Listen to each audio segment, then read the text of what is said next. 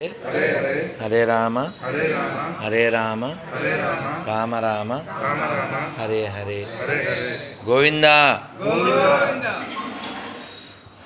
ఈ తాబేళ్ళను చూడగానే ఓ శ్లోకం చెప్పాలనిపించింది నాకు. అది భగవద్గీత. కూర్చో ఏం కాదు, కూర్చో బాగా కూర్చో. భగవద్గీతలో శ్లోకం వెంటనే గుర్తొచ్చింది. ఆ భ్రమరేనది ఎత్తుకోండి. భ్రమర. తాబేలుకున్న లక్షణాన్ని స్వామి చెప్తారు భగవద్గీతలో. చిన్నప్పుడు మేము కూడా తాబేలు పెంచాం. మీరందరూ చెప్పండి. యదా సంహరతే ఛాయం కూర్మోంగానీవ సర్వశః ఇంద్రియాణింద్రియాద్దేభ్యః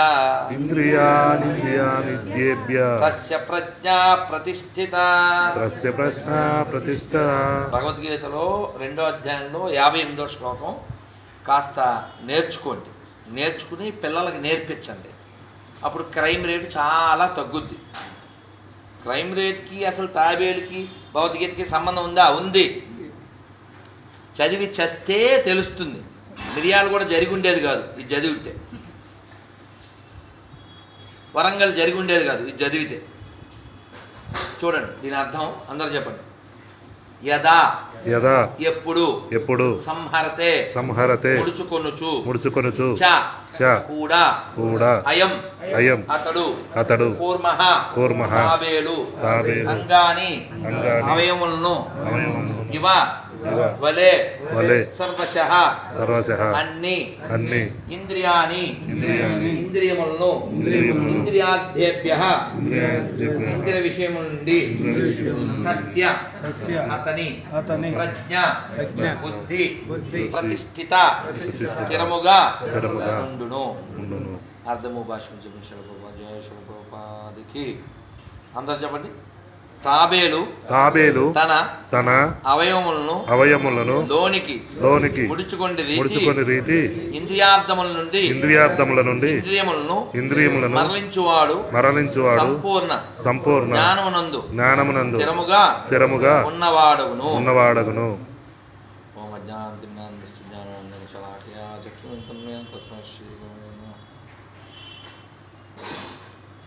ఇది భాష్యం కూడా ఒకసారి వినేయండి, తర్వాత మాట్లాడుకోవచ్చు. చిన్నది. తాను కోరిన రీతిలో తన ఇంద్రియములను నియమింపగలుగుట యోగి లేదా ఆత్మదర్శి అయిన వానికి పరీక్ష అయి ఉన్నది. సాధారణంగా జనులందరూ ఇంద్రియములకే దాసులై వర్తింతురు. యోగి ఎట్టి స్థితిలో ఉండును అను ప్రశ్నకు ఇదే సమాధానము.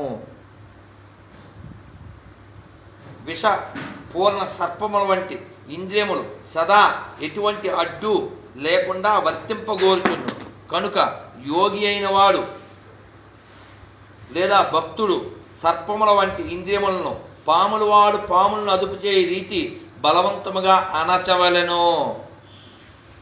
వారట్టి ఇంద్రియములను యథేచ్ఛగా ఎన్నడూ వదిలిపెట్టరు. శాస్త్రమునందు నిషేధింపబడిన కర్మలను గూర్చియు ఆమోదింపబడిన కర్మలను గూర్చియు పలు విధములైన ఉపదేశములున్నవి. నిషేధింపబడిన వాటిని త్యజించి ఆమోదింపబడిన వాటిని మాత్రమే పాటించు విషయ భోగానుభవం నుండి దూరంగా ఉన్నందే ఎవ్వరునూ కృష్ణభక్తి భావన ఎందు స్థిరులు కాజాలు. ఈ విషయమున తాబేలు ఒక చక్కని ఉపమానముగా తెలుపబడింది. తాబేలు తన అవయవములను ఏ క్షణమైనను ఉపసంహరించుకొని తిరిగి ఏ సమయమునైనను కార్యార్థమై ప్రదర్శింపగలదు. అదేవిధముగా కృష్ణభక్తి భావనలోనున్న వ్యక్తి ఇంద్రియములను కేవలము భగవానుని సేవకే వినియోగించుచు అన్య సమయంలో వాడిని ఉపసంహరించును. ఇంద్రియములను స్వీయ సంతృప్తికి గాక శ్రీకృష్ణ భగవాన్ని సేవ కొరకు వినియోగించుమని ఇతర అర్జునుడు ఉపదేశింపడుచున్నాడు.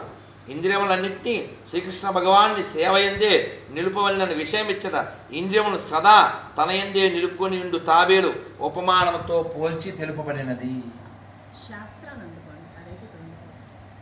ఏం పేరు అంటే శాస్త్రం. అది లక్ష్మి, ఇది భూమి, వాడి యోగి.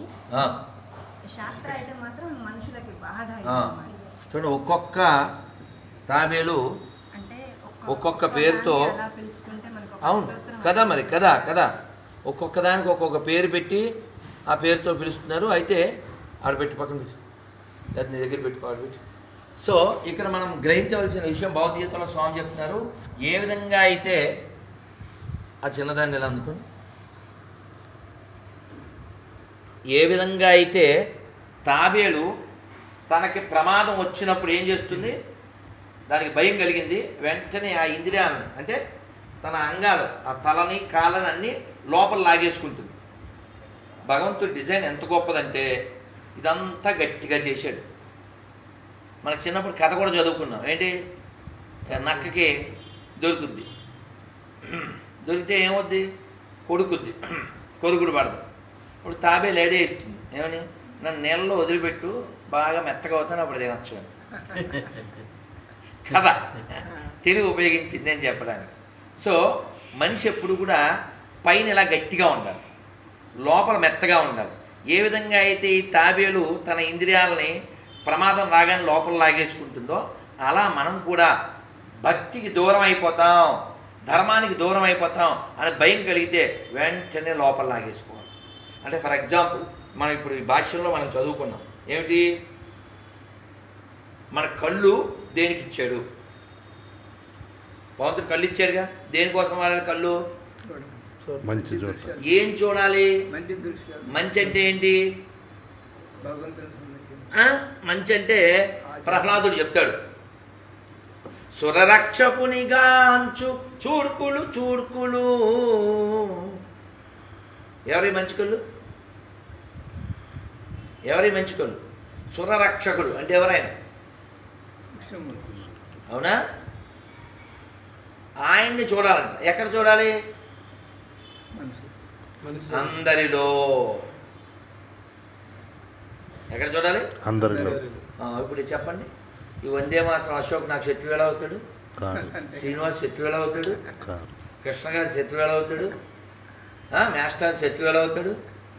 అందరి లోపల ఆరక వెలిగే ఆత్మ ఒక్కటే తెలియండి, పరమాత్మ ఒక్కటే తెలియండి, జీవహింస మానండి, జీవహింస మానండి, జీవుల మీ వలె ప్రేమించండి, జీవహింస మానండి, జీవహింస మానండి.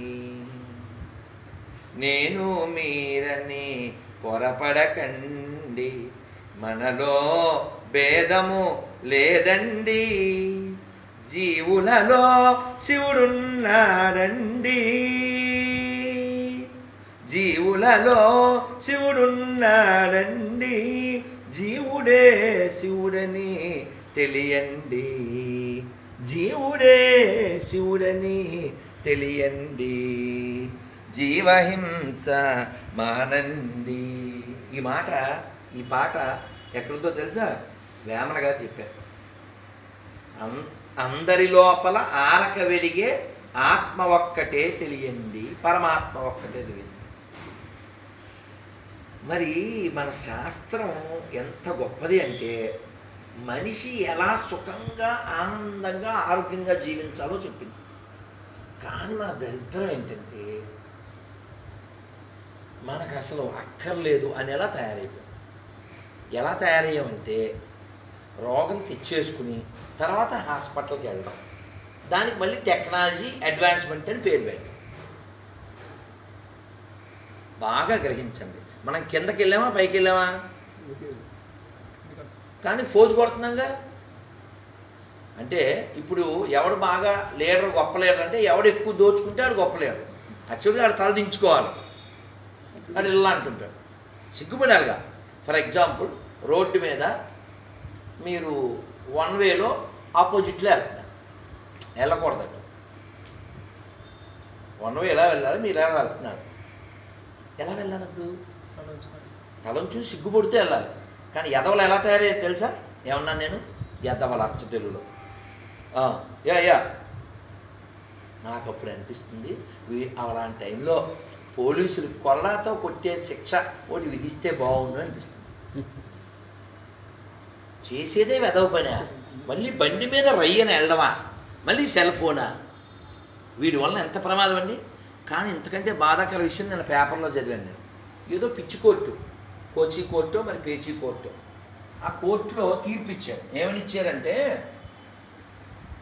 బండి మీద వెళ్తూ సెల్ ఫోను మాట్లాడడం నేరం కాదు. ఇప్పుడు ఎవడ కొంపలో ఓ స్త్రీ నచ్చింది, ఆడికి నచ్చింది, అది ఎవడ పెళ్ళం, వెళ్ళి వాడు దాంతో కాపురం చేసేయచ్చు, తప్పు కాదు. 497 తీర్పు. అసలు జడ్జీలకి వాళ్ళ కొంపల్లో కంపులన్నీ జనాల మీద రుద్దడం ఏంటి? వాళ్ళ ఇంట్లో ఆడవాళ్ళు అలా ఉన్నారు, మనకేం తెలుసు? అది అంతా జనరలైజ్ చేసేయడం ఏంటి? ఇదేం దేశం ఇది?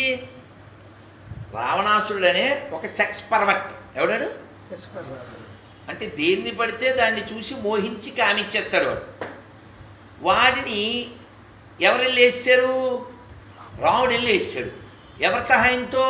కోతుల సహాయంతో. ఒరే ఎప్పుడైనా తప్పుడు చూపు చూస్తే ఇలా వేసేస్తారు అని చెప్పడానికి రామాయణం. చీర కొంగులాగాడు. ఎవడాడు?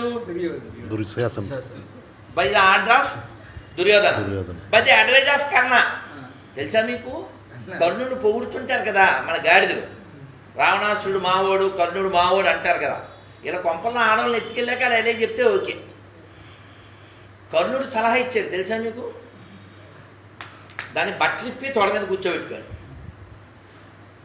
చివరిలో కర్ణుడు క్వశ్చన్ చేస్తాడు, నువ్వు భగవంతుడు అంటారు, నువ్వు అన్యాయంగా నన్ను చంపించేశావు, నేను